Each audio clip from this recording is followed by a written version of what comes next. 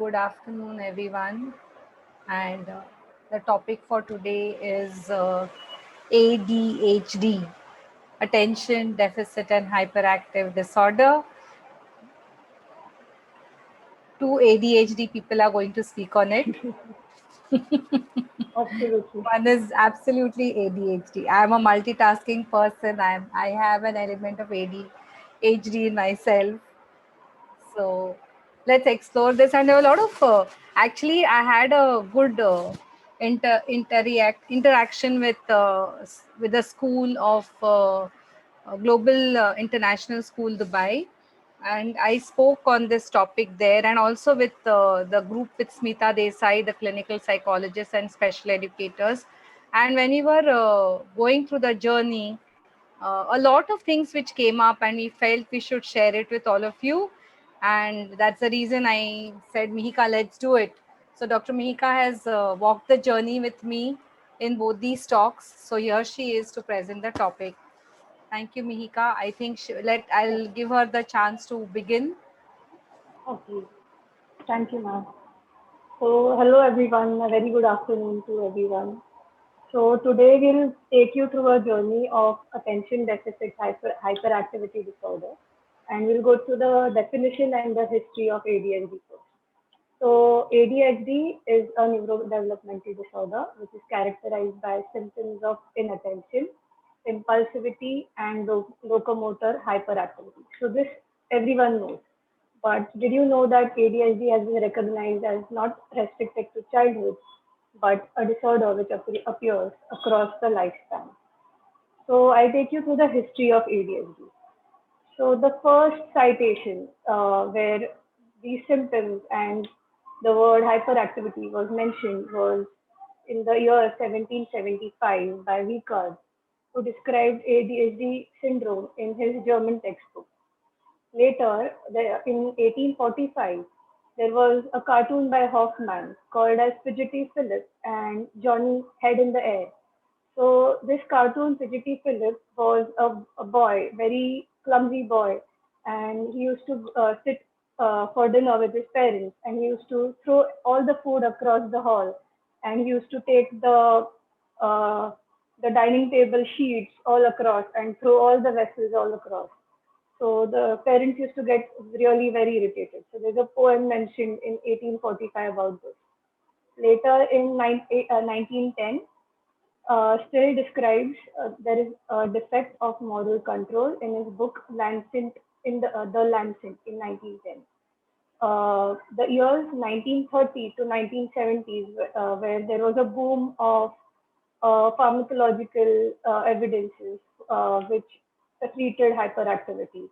Also in 1968, the DSM-2 was developed, and it described the disorder as hyperkinetic reaction of the childhood and for adolescents. In 1980s and 1990s, specifically DSM-3, which operationalized this diagnostic criteria, and DSM-4, which refined it. And also there was mention of ADHD in adults in DSM-4. Later in 2013, that is the recent DSM-5 was updated. Man, can we go ahead?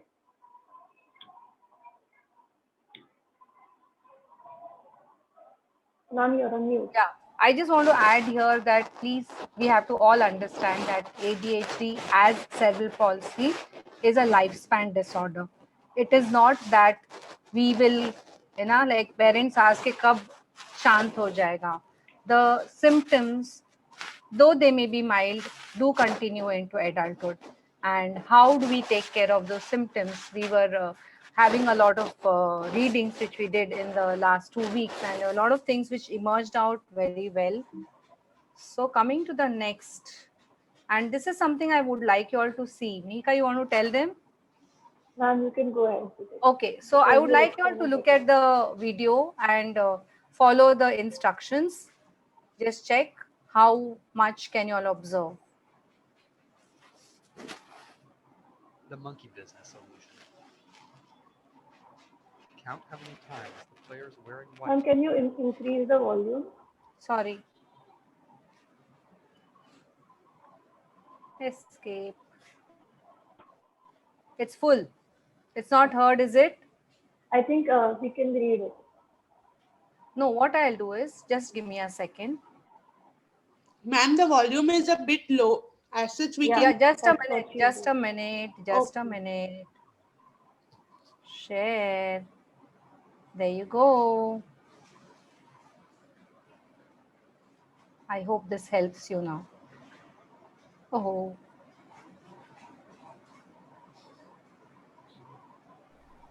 The monkey business is it illusion. better? Count how many times the Yes, players ma'am. wearing Yeah. white pass the ball. Ma'am, we can't hear anything. No, here there's nothing. Chill. Okay. I'll tell you when it comes. They have told you to count.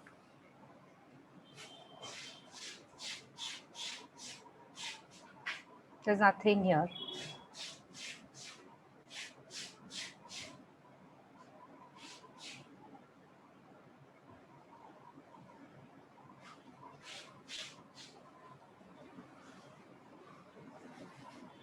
The correct answer is 16 passes. Did you spot the gorilla? For people who haven't seen or heard about a video like this before, about half missed the gorilla. If you knew about the gorilla, you probably saw it.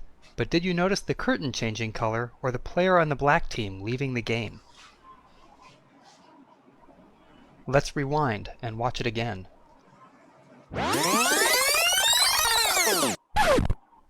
Here comes the gorilla, and there goes a player, and the curtain is changing from red to gold.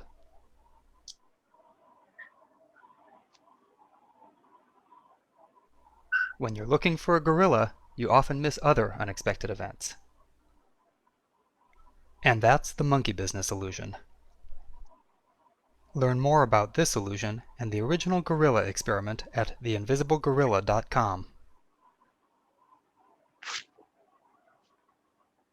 So when you look at the psychology, The when you look at the psychology of ADHD and the neuropsychology and the neurobiology of ADHD, a lot of facts have emerged, and that is, it has to do a lot with your functioning of your subconscious mind and your conscious mind. How you actually habitualize yourself, how do you form habits in your childhood, how the mother is habituated, what is her history, is she really connected to the child. So these are questions which form the foundation of childhood ADHD, and it is not only about the percentage of ADHD, but it is about the culture from which the baby comes from. How is the culture? What are the relationships?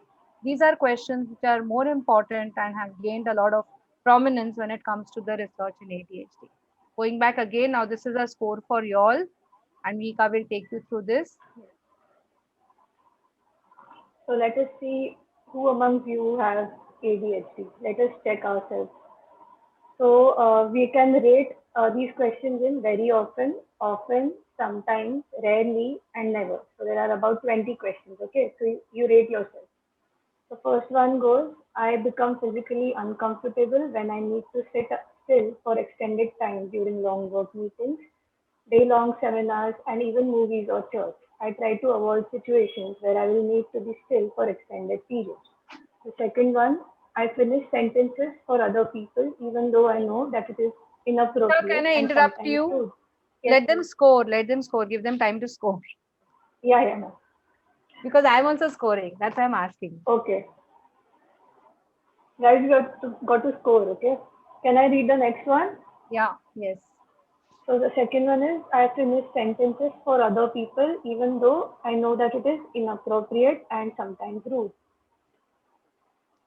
Third one is I fidget whenever I need to sit still and concentrate. I tap a pencil, move my feet, or play with my hair, even when in meetings or for work, and often without consciously doing so. The fourth one is I have had car accidents.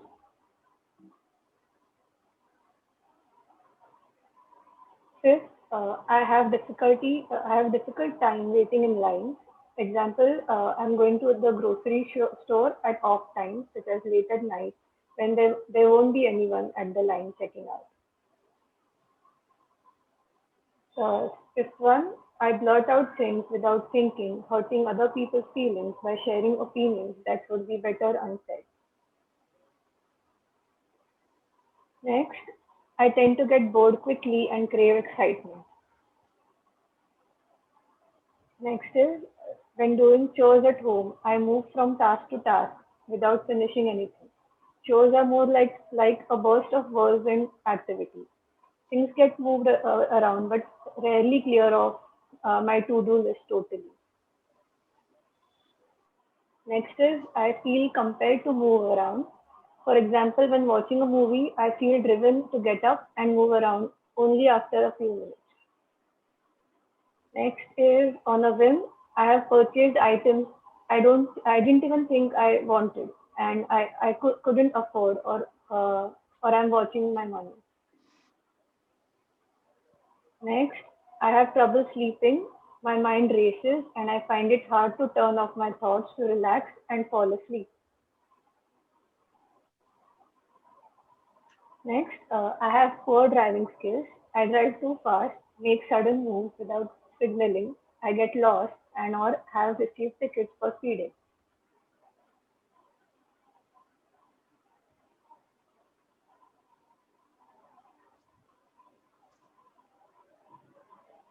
Next is I find it difficult to control my emotions. I can get angry very quickly, but this feelings quickly subsides, and I may not even remember why I am mad the next day. My friends or family members have asked me not to monopolize conversation, saying that I talk excessively when we are together. The next is I generally feel restless, as if I need to be perpetually doing something or going somewhere. So, if your answer is very often or frequently to a significant number of these questions, you got to consult a licensed medical health practitioner, and an accurate diagnosis can only be made through a clinical evaluation. So So, guys, we yeah, were looking at a thanks. lot of scales, and we found that this was a wonderful one just for understanding what are the symptoms which can be with ADHD in the adult population. Yes, Mika, sorry to interrupt you. No, no, I just wanted to ask what were their scores or anyone got a higher score?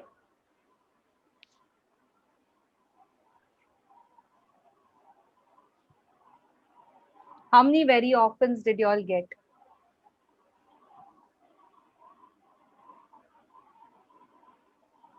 Vishakha, three. I don't believe it. I got two, and I got often one, two, three, three offens.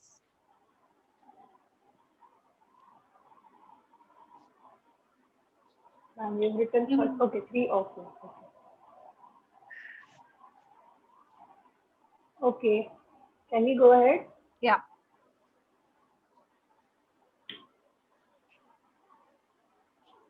So I would like to state here that the need to connect begins at the time of conception.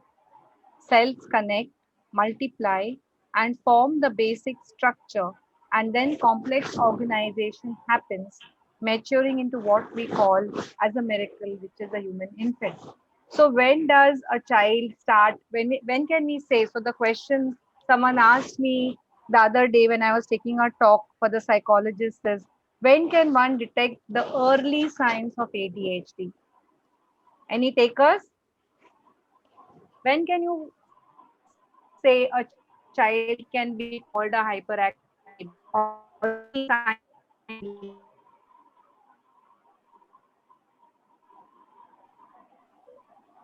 Ma'am, are you there? Yeah, I'm there. I'm asking a question. Am I audible or not audible? Now you are. So I asked, when can you detect that a child has, Sneha Vashi says 4 to 5 months. okay, that's because they saw the slide. So good. I'm quite happy. Yes, no. Nitika, बहुत बहुत दूर की बात कर रहे हो आप. So yes, when you see a child, when a child is actually around 4 to 5 months, and he starts real fast movements. See, a child can be detected that time as having a risk for ADHD or having a risk for autism. Children who show ASD signs or who are very apathetic, they will have a lot of connect. They do show as if they are connected, but they don't do uh, adaptive behaviors. Like they'll smile only after 10 times the mother says hi, hi, and then they're like, okay, mommy is saying hi, let me smile at her. So these are early signs that there is something going wrong. And children who have ADHD will be kicking, kicking, kicking, banging, banging, banging, turning, turning, turning, rolling, rolling, rolling. So why is it? Does science prove it? Seriously, are you asking me to self-regulate? Am I ever capable of thinking? So this is a finding. This is a study which was done in 120 or 240 babies, and by 5 months of age, actually consciousness or thinking starts happening in them. So babies, even at that age, show a lot of brain waves. And children who are having a risk for ADHD definitely do not have good sleep patterns. They are not regulated children. They have hyperactivity. They will suck, they will stop, they'll suck, they'll stop. They want the mother there every time. Their sleep patterns are completely gone off track. So these are kids who may have a risk for ADHD. And there is something what is coming up, which is known as a global neuronal workplace. Now, global neuronal workplace is a good hypothesis which is coming up, and they are doing a lot of work into, because they're seeing a lot of people in workplaces which are who are getting ADHD. So, looking at what global neuronal workplace is that we have a center for the feeling of knowing, understanding, perception. So, your hippocampus, your amygdala, your cingulate gyrus, your insula, these are very, very important organs where it comes to your calming down and self regulation. So, common complaints which the parents come in to us for, not able to concentrate, does not sit in one place. They fidget, fidget, fidget. They jump activities. So, yesterday we saw one child who was just not ready to stop jumping. He was jumping, jumping, jumping, and jumping. But at the same time, if I spoke something, he would be on the other side of the room and he would catch it. So they could be aggressive to apathetic. They do not complete their classwork or homework. Sometimes they need to be pushed for everything. They're clumsy, disorganized, and sometimes also have speech issues. Children with ADHD have a greater prevalence of atypical sensory modulation and nearly all the sensory processing issues. There's a good article which we read, that is sensory oversensitivity as an added dimension in ADHD. Though that is not the goal of this talk, the goal is only ADHD, but we thought that there is a correlate between sensory processing disorders and children with ADHD, and we thought of mentioning it here. So coming to the DSM-5 criteria, this is the DSM-5 criteria. It is 6 or more following symptoms should be persistent for at least 6 months to a degree that is inconsistent with developmental level and negatively impacts directly on academic and occupational. For older adolescents and adults, at least 5 symptoms are required. Types: predominantly inattentive, predominantly hyperactive, or impulsive, or it could be combined. So these are the criteria which are there. Oops, oops. So you have, when it is inattentive, definitely not showing attention, and predominantly hyperactive, definitely rushing around, feeling restless, not wanting to sit, and then you have the combined variety. So developmental course of ADHD and its predictors. In early life, in addition to the genetic factors, maternal smoking, low birth weight, premature birth, maternal stress, psychosocial adversity have found to be risk factors for ADHD. In the preschool period, the severity of ADHD symptoms and executive functioning becomes significant predictors of ADHD persistence and functional improvement, while parenting practices predict emotional and behavioral adjustment. In school age children, the ADHD symptom severity and related impairment, cognitive functioning, and family factors continue to be significant predictors of ADHD persistence and functional outcomes. So, what is attention? What do we do as therapists when we talk of attention? First, see whether the child can pay attention. So if you see that little one, and if you give him a bag, I think Ragini will know when she what happens when the child looks at a bag. They take the bag, they grab it, and they want to look into it. So is he paying selective focus to a relevant stimuli?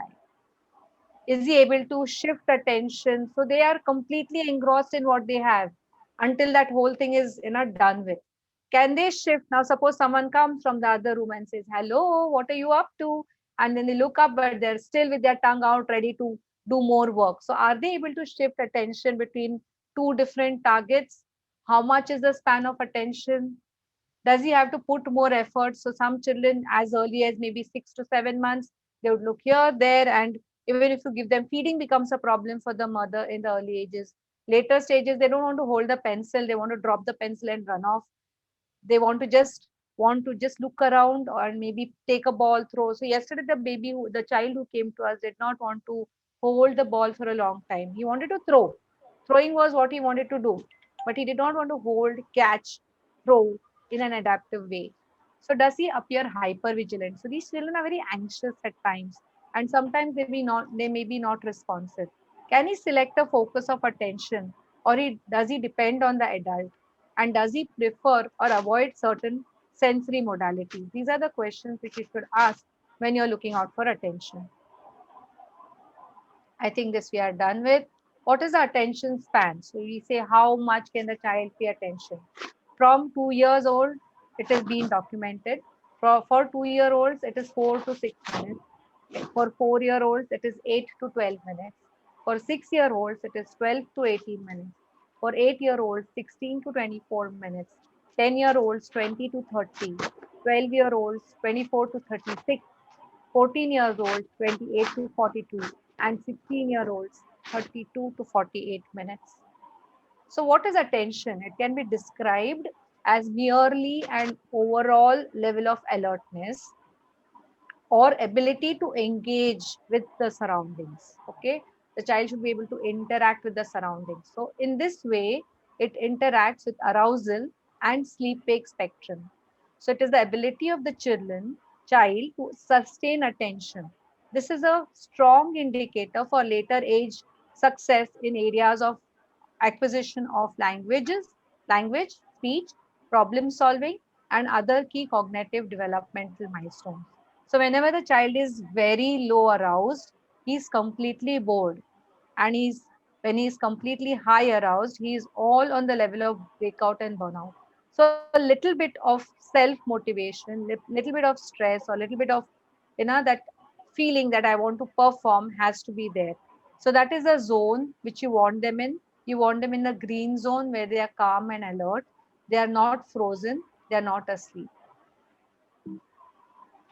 So now coming to the neurobiology of ADHD. Mika, can you? Yeah.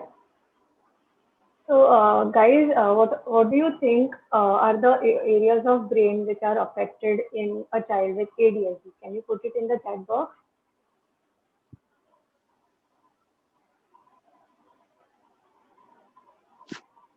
Hmm? I was looking out for the chat box and the slide went ahead.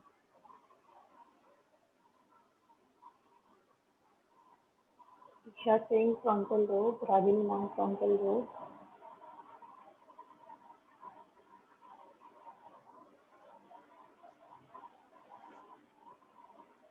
limbic system, amygdala,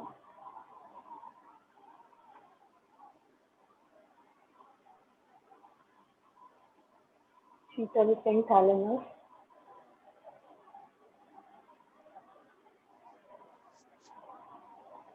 Yeah, so maximum people have said limbic system and thalamus And even uh, frontal lobe. and frontal lobe. Yes. So, ma'am, can you go ahead?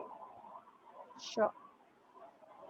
So, the most consistent finding in ADHD is an overall reduction in the total brain size with specific changes in caudate nucleus, prefrontal cortex white matter, corpus callosum, and cerebellar vermis. So, there is definite reduction in the size of these areas in the brain. Can you go ahead? So, as we all know, the main function of the prefrontal cortex is regulation of the top-down attention. So, what happens in ADHD kids? So, the child cannot concentrate or sustain attention, especially during boring conditions. For example, writing or reading, or in a classroom, when they are in a classroom. Also, they cannot multitask and shift attention. They cannot inhibit distractions. So this is the regulation of the top-down attention, which is a function of the PFC, which is affected in these kids. Again, there is dysregulation of the behavior, dysregulation of the emotions, and important one, that is the amalgamation of all this together, that is the executive functioning, which allows us to organize and plan for the future. So there is no organization planning. There is no attention to the what goal is to be achieved next. So as the prefrontal cortex is the last part of the brain to mature, and it matures only in the late adolescence, we have to understand that this this part is most probably not going to develop in these kids. Next. So again, another part which is important, which is called as the ventral segmental area or the ventral striatum. So this is the area which gives us the reward, that is the reward system area. So what happens is this area drives our behavior to pleasurable stimuli. For example, a child would like a cake instead of broccoli, or he would like to go for screen time more than textbooks. So this is a actual function of the brain, that is the reward system. So this reward system is affected.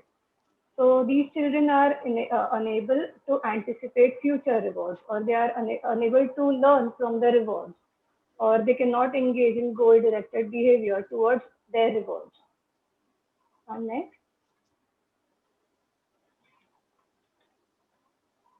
So all the amalgamation, that is the frontal cortex, the anterior cingulate cortex, the basal ganglia, and the thalamus. So all these areas coordinate together and they develop cognitive skills of planning, initiation, sequencing, and goal-directed activities, which all of this is affected in children with ADHD.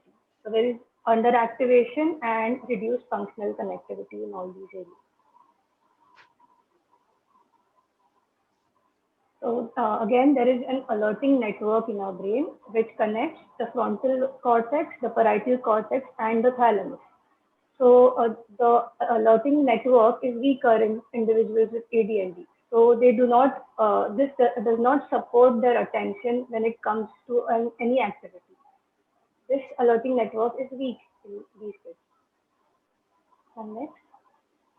So in summary, we saw there are three types: an attentive type, hyperactive impulsive type, and a combined type.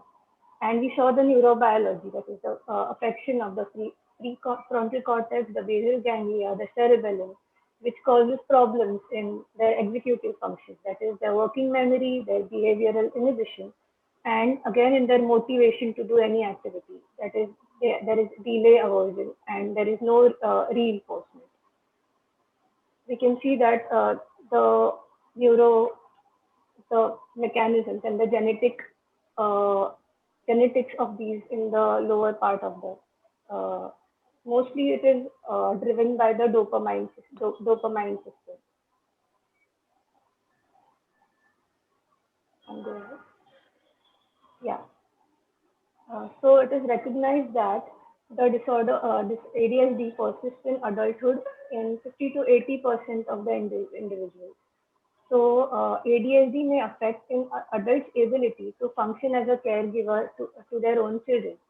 So what happens is the core deficits in the ADHD, which we already saw, that is the deficits in the executive functions, the deficits in the self-regulation or behavior and emotion, causes parental impairments. Like they are unable to parent their children. That is, there is inadequate monitoring of their kids, poor parental planning or problem solving, insufficient or unclear guidance. Then there might be reduced sense of parenting efficacy, parental stress. There might be problems like their hostile behaviors, their overreactive discipline towards their children, lack of warmth and sensitivity, and rejection of their children. So all this causes the same core deficits in their own children, and this goes ahead. So we have to break the cycle and try and give some inputs to the parents of these children before we start the therapy. Therapy, yeah, I think before parenting starts. yeah. So, what might a ADHD child think? So, ask me about my attention deficit disorder, or ice cream, or rain, or the moon. I like to eat pizza. Do you like to shop? Look at that tree. Hi. So this is how their brain works, and we have to go to understand that before treating them, their brain works like this, and we cannot enforce the activities or instructions in such. We have to say the instructions in such a way and slowly that they have to understand it. And next, so we already saw this the clinical progression that is there is genetic predisposition in utero and fetal exposure to certain smoking, etc. And it goes ahead that it progresses in childhood in behavioral disinhibition, emotional inabilities, and so it is first diagnosed in preschool years, like you all said. There is hyperactivity, speech language, and motor coordination problems, along with psychiatric comorbidities, school failure, peer rejection, and neurocognitive dysfunctions in the childhood phase. In adolescence, they might get into delinquency, like they smoke, they break things, they might shoplift. So all these things might happen in adolescence. In adulthood, what happens is the inattention persists and the hyperactivity wanes. So there might be substance abuse, low self-esteem, social disability, marital discord, forensic issues, poor quality of life, and accidents and traffic violations. So this is how ADHD progresses till adulthood. And next slide. And can you go ahead with this? Yeah. So looking at a lot of, again, as since I've been looking at sleep, and we have found that one of the major causes of increasing the symptoms in ADHD is sleep. So ADHD is linked to a variety of sleep issues. In a recent study, it was found that children with ADHD had higher rates of daytime sleepiness. So, as humans, it is very natural for us to sleep, and we are the most sleep deprived species. We deprive ourselves of sleep. It is not that sleep doesn't come to us, but we deprive. We just keep it away and we say we want to work or we want to do this. So there is a higher rate of daytime sleepiness in children higher rates of daytime sleepiness than the children without ADHD. Another study found that 50% of the children with ADHD had sleep disordered breathing. So snoring is also seen in these kids compared to 22% of the children without ADHD. Research also suggests that the restless leg syndrome and periodic leg movement syndrome are also common in children with ADHD. So the parents will come to you and say, "Oh, बहुत हिलता है रात में." He does not sleep in a silent. He's up to here. He changes himself. Sometimes they complain of pain. So children and adults behave differently as a result of sleepiness. Adults usually become sluggish when they are tired, and children tend to overcompensate and speed up. For this reason, sleep deprivation is sometimes confused with ADHD in children. Children may be moody, they may be emotionally explosive, they may be aggressive when they are sleepy. In a study involving 2,463 children aged between 6 to 15, children with sleep issues were more likely to be inattentive, hyperactive, impulsive, and display oppositional behaviors. So, the plan and the goal, always parenting, we make goals, but we don't have the plan to reach them. We actually see that the moment we make a plan, the parents make a plan, it goes for a fizz because they don't know what to do about the child and what is happening. So the first thing what I always tell people who have been with me is keep the media outside. If you are what you eat, then the brain is what it experiences.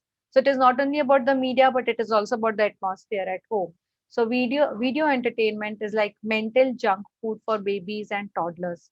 It is worthwhile to note that when a parent speaks 940 words per hour when the toddler is around, but if you put on your mobile or television, the number falls by 770. And fewer words means less learning and more opportunity for these kids to do what they want. So babies pay attention only when the parents do. So even if you are thinking of something, if you are if you tell the baby, okay, you play, I'll just answer a call and come, or I'm doing my work and the baby is playing, the baby is not going to pay attention. So this is not what is wanted. The best practices are when parents do what the baby wants them to do. You should let the baby lead. You should let the child lead. Even as a therapist, do not lead the child into activities. Let the child lead you into activities, because that is what fires the neurons. That is what actually seeks in their motivation. That's, and suppose you say, "Arey, he is roaming around, he won't do," he will definitely find a point where he will stay put for a second or two, if it is not more than that. Find out where that point comes, find out where he stabilizes, find out where he looks, and then start the therapy alongside with the child. Second point, most important, the peekaboo game, which we all play as parents and as therapists, deepens the bond between the child and the parent, or the child and the caregiver. The child's wide eyes, smiles, and giggles make the parent happy, increases the child's sense of well being, and raises the child's level of serotonin. So, what happens is there is a relationship which develops between the child and the parent. Parents who don't do it, the children don't know where to find a focus of attention, where to engage. So, looking at the sensory modulation perspective, there is always an interaction between the external dimension corresponding to culture, environmental, environment, relationship, and tasks, and the internal dimension, which includes the sensation, emotion, and attention. So, when I was talking to the psychologist, I said, let us see what we can change, whether we can change the task, whether we can change the individual, or whether we can change the environment. And ADHD is mostly to do with the external environment. Thus, behavior is generated based on adequate interactions of such dimensions. So, the presence of sensory modulation difficulties can cause emotional states like depression, anxiety, fear, aggressiveness, emotional liability, in addition to attentional states like distractibility, impulsiveness, and hyperactivity. So modulation, or maybe changing the environment around you, is very important. So that's the third rule. The fourth is behavioral therapy, and Dr. Anaita was asking me to speak on this that day. I have done my behavioral therapy and AB also, but I do feel that it is more the behavior of the parent which needs to be changed than of the child, and how to communicate to the child. So yesterday there was a grandfather who came to the clinic and he asked me, "What do I do when I'm seeing television?" I said, "See, I told you the first sentence that you should have one language for the child." What do I mean by one language? It means that no television means no television. So that means what should I do? Should I put him in a room? I said no television. So he said, "हमने देखना ही नहीं है." I said, "Yes, that's what I meant to say." And that's exactly what yesterday we had really good cases when it comes to actually counseling the parents on how to train oneself. So parents are taught positive parenting skills while they are following the child's lead. These are praise, reflect, imitate, describe, and enjoy. It's very important to enjoy alongside with the child what the child is doing. Many of the times I've seen parents who follow sensory integration to the T, but the mother is busy. I've seen videos which the parents are sending. The child is playing the piano and the mother is like busy on the mobile. Or the child is doing something, mother is sitting in the gallery and doing something else. Unless they engage, unless there is enjoyment alongside with the child, they are not going to gain attention. Also, avoid negative interactions, criticism, questions, commands, and ignore inappropriate behavior. That is, the parents are not very good therapists, and it is they could be good parents first and become therapists later. That is what I always tell. Yesterday also I was telling the mother, be a good mother, be a mother, a good mother, and then you think of giving therapy. Boundaries, all of us know boundaries as therapists are very important for the child right from the baby age, where you how you hold the child, how you really caress the child, how you can give deep pressure by giving toys around. Then comes your resistance band, your pillows, etc. So giving boundaries is very essential. Giving a sensory diet is very essential. How do you give a sensory diet? It is very essential to understand that is a combination of a lot of things. It's not so simple to give a sensory diet. The success of a sensory diet completely depends on the therapist understanding the niche areas and the points where the child can go for a dip. So your connection with the family and with the child is very, very important to understand that if I give this to the child, and I'm very happy to see many videos which are coming from parents now to understand that many a times what we give as a sensory diet actually causes an increase in the arousal, actually can cause a decrease in the arousal. So when you're giving a sensory diet to a child, it is very essential to observe the 4 A's.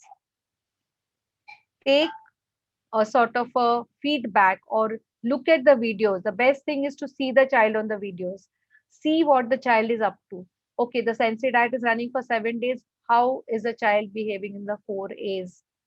And I'm really, really happy that when I see these videos, I can understand that the parents are really not understanding sensory diet. Having a visual scheduler, very important. This is especially so for adults. They have to have their timetables. They can have their timetables in a colorful, like even I have my timetables put. I like to make my own schedules and follow the schedule. So a visual scheduler is very, very, very important for a child and an adult with ADHD. Observing the changes with focal, joint, divided, sustaining, and alternating attention. So first it comes to focal attention, then it comes to joint attention, then I can do my work and I can see if someone is entering the room, and alternating attention between different tasks. So see how it is happening. If not, train the task in which the attention is going low. Endurance training. It is seen and it has been proved that acute bout of exercises of either intermittent or continuous nature improves executive function in children, and effects are maintained for more than 30 minutes following the exercise cessation. Therefore, children should participate in bouts of physical activity during the school day. The activity should have clear directions. There has to be a release of energy, and there has to be a social interaction. Coming to sleep again, sleep appears to be essential for the survival and integrity of most living organisms. However, its exact function remains speculative despite growing understanding of processes initiating and maintaining sleep. Many non-mutually exclusive roles have been attributed to sleep, like brain thermoregulation, neuronal detoxification, energy conservation, tissue restoration, and immune defense. A lot of restoration and your immune defense systems completely depend on sleep. So a person who is sleep deprived has a lot of systemic issues, GI tract issues, maybe endocrine issues, and also may not be the ability to function is not very great the next day. How much sleep? So this is the total number of sleep which is required. Napping is very important when it comes to 1 to 6 years. So when you see after six, naps required are not applicable, but up to 6 years, naps are very much required. And they've shown in a study that children who nap perform better as adolescents. So at newborn, when the child is a newborn, 4 months, total sleep is 16 to 18 hours, night sleep is 8 to 9 hours, and nap during the day is 7 to 9 hours. That is 3 to 5 naps. 4 to 12 months, 12 to 16 hours, sleep hours is 9 to 10, and nap is 4 to 5 hours. From 1 to 2, their nap time reduces a bit and their sleep time also reduces. So you can see from 16 to 18 to 12 to 16 to 11 to 14 to 10 to 13 to 9 to 12. And as adults, maybe we sleep maybe 4 to 5 hours, some of us. So having understood the sleep, second is relationships which a child shares with his family, with his community, with his neighborhood, with the school, with everything. The brain is a social organ of adaptation built through the interaction with others. Therefore, no single human brain exists. Brains exist only with the network of other brains. There's a small reference which I've got it from. It is the power of being with the others that shapes the brains. This is from Neurosciences of Human Relationships. Coming to the next important one, which is mirror neurons. What are mirror neurons? They are type of brain cells that respond equally when we perform an action and when we witness someone else also performing the same action. First discovered in 1990s, a team of Italian researchers found that individual neurons in the brain of macaque monkeys fired both when the monkeys grabbed an object and also when they saw someone else grabbing an object. So it's very important again. Why is this important? How does the mother or the father behave in front of the child? How do the grandparents behave in front of the child? How do you offer toys to the child? All this determines the level of attention a child gives in his early childhood. Very important again, screen time for children younger than 18 months, no screen time.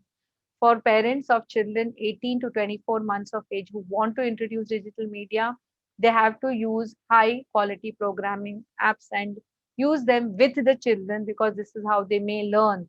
Letting use children media should be by themselves should be avoided. So we have to guide parents to find resources older than 2 years, limit to 1 year, 1 hour or less depending on the programming. Recommend a shared use between the parent and child. No screens during meals and for an hour before bedtime. Always problem solve with the parents who are facing challenges as setting limits, finding alternative activities, and calming down children. So, this is from the American Academy of Pediatricians. That is the recommendation for the screen time. Physical activity, very important. So, neuropsychological on standardized neuropsychological measures, executive functions appear to be most highly associated with exercise. Physical activity and good fitness can prevent and or slow the normal age-related neuronal death and damage to hippocampus and even increase the volume of the hippocampus. Breathing. It has been found that breathing actually relaxes the children and brings down the level of your hyperactivity.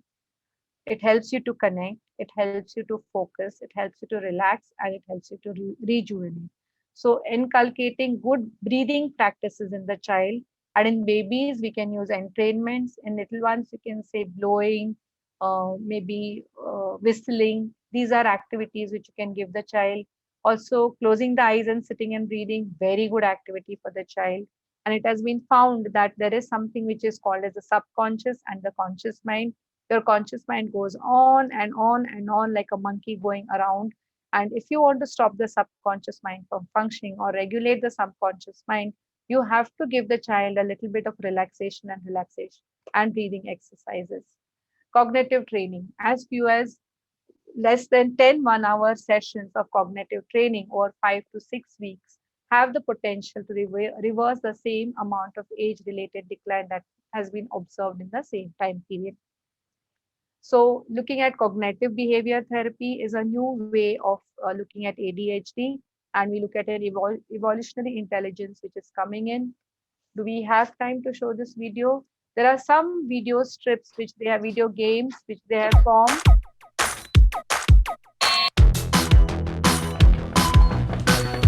This is especially in adults. Games can be medicine. I think that we could see games prescribed as medicine within the next year.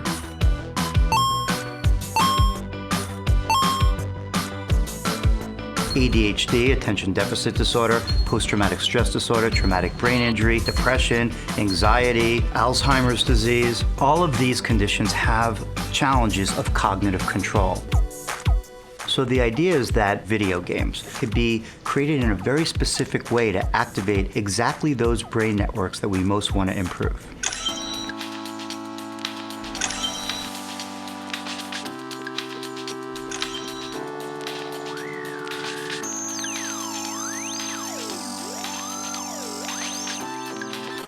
It's in its phase 3 pivotal clinical trial right now, and we're incredibly excited about it. You're already making progress! As you play the game is recording how fast you are, how accurate you are in real time.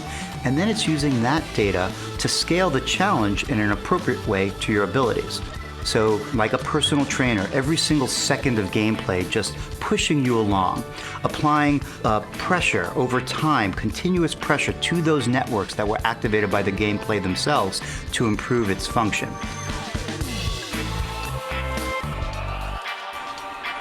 Most parents are not entirely comfortable with the medication pathway for children, and so I think there is an incredible opportunity for global impact here. Nearly everyone in North America has a cell phone, and we want this medicine to be available to a huge group of people. So the idea. So kids with ADHD need someone in their corner. Even if you don't always have those answers, be that someone in the corner. You can't change who you are, and you shouldn't be asked to. So we finished our session on ADHD with these quotations. If there are any questions, we are here to answer. There are about 10 minutes we have. There's one more video which I wanted to show you. Let me see if I can fish it out till the time I can be with Nika.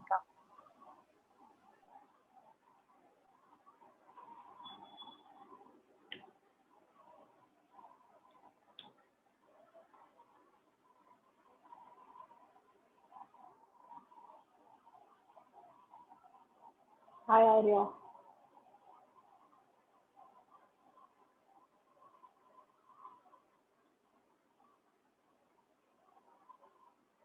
Can you hear me, Arya? Yes, yes, Dr. Mika. Can you hear me? Yes, yes. Yeah.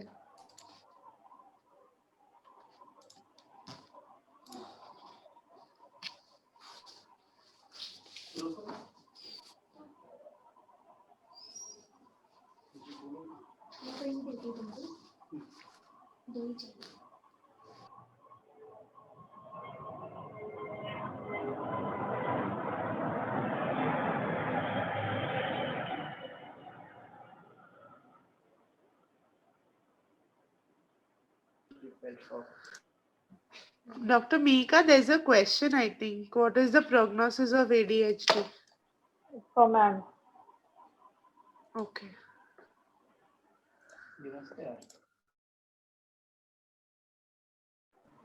So it completely depends on the type of and the severity of the symptoms. So I have recently encountered now the adult whom I was supposed to see. I just was delayed because I didn't have the time to do the evaluation, and now he's admitted to the hospital because he had a severe psychotic issue. So completely depends upon the severity of the condition and the way the family is taking care of it. If it is mild and it is treated early, good. But if it is not, and the parents and the society per se is not very cohesive enough to understand the problem and treat it, these people can land up into marital issues, later on have problems with their own selves, develop problems with the self, that they want to go and destroy the world, they want to cause harm to the people. Many problems can happen. So depends on, number one, the type, number two, what type of treatment has been given. And that's why we did not stress only on sensory integration, because that is one part of the whole story. The main part of the story is making the person understand how he or she can look at himself and how he or she can look at his functioning of the cognitive mind. That is very, very important.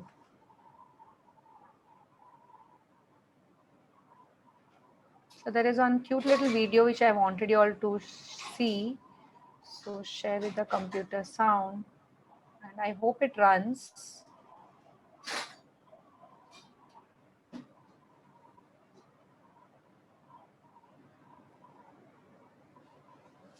Let's try, or else I'll send it to you all. So we are doing a lot of research and we are doing a lot of fMRIs now in understanding the cognitive functioning of the mind and how the subconscious and the conscious are playing a big role in development of the intellectual and the cognitive capacities. I don't have any idea why this is not running. You could not insert it into the presentation. Maybe I can send it to you all as the URL. That is what I can do. Okay, since we don't have time. Any other questions?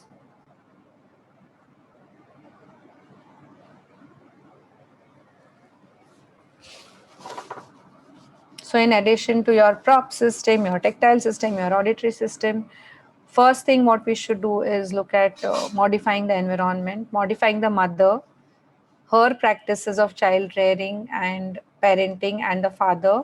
So yes, the blame is always from the mother to the father to the grandparents, and it goes on as in Indian societies.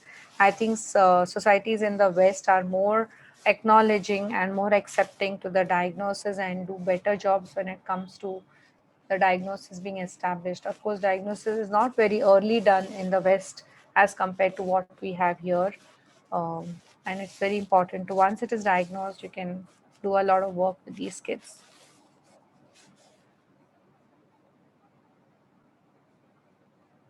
Any other questions?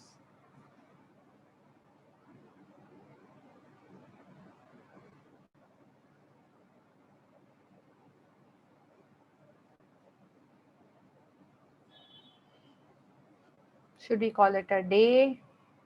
Thank you, Sheetal.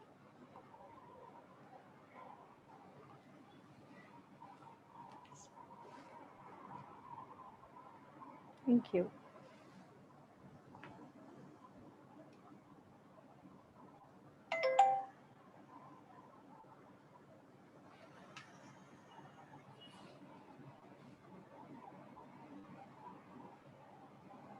Welcome.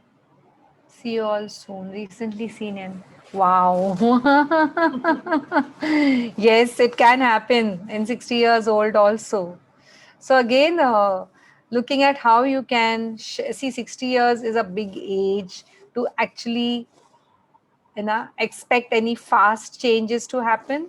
So breathing exercises is something what you can do, of brisk walking, having there was one instance when I told Ragini, if Ragini is around, that they calm down when they see babies. So when you have an interaction between the little ones and the older people, there is a lot of relationships which develops, empathy which develops. So showing them empathy, guiding them with empathy is what is required, I would say.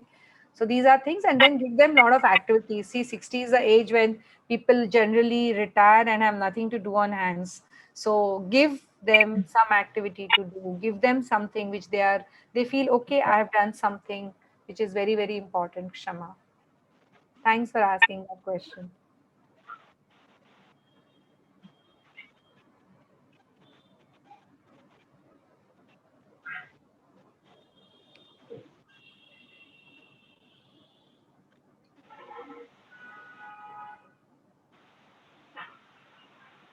Any question? Any question?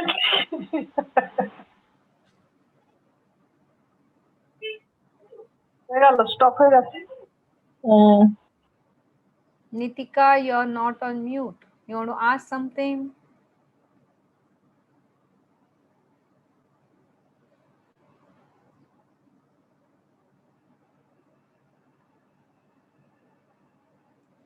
See you all soon in Vashi. Thank you, ma'am. Thank you, Dr. Mika. Welcome. You've reached LH. You're in LH.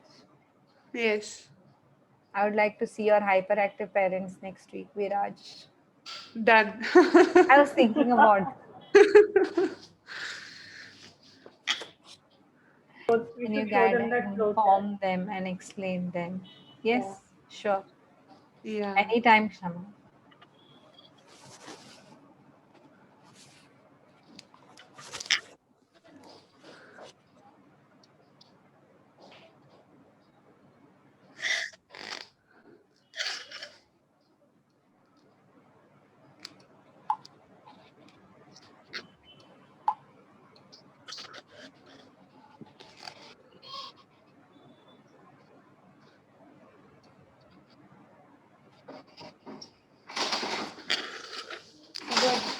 Should I auto mera?